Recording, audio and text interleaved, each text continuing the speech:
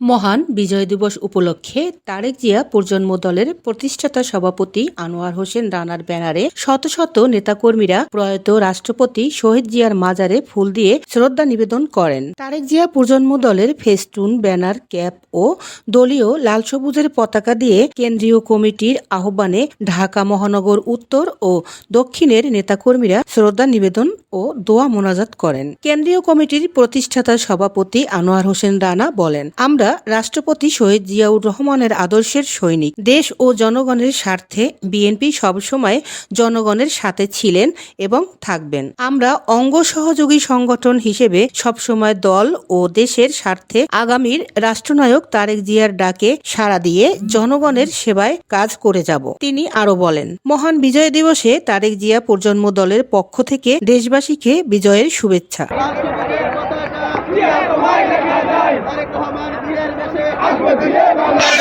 এবং বিএনপি সহ বিএনপির অঙ্গ সহযোগী সংগঠনের নেতাকর্মীরা স্বতঃস্ফূর্তভাবে জিয়ার মাজারে শ্রদ্ধা নিবেদন করতে পেরেছেন। বিগত সরকার আমলে আমরা জিয়ার মাজারে শ্রদ্ধা নিবেদন করতে পারিনি। আগামীর সুসমৃদ্ধ বাংলাদেশ গঠনে তারেক জিয়ার ৩১ দফা বাস্তবায়নে দেশ ও জাতির উদ্দেশ্যে নিরলস কাজ করব আমরা।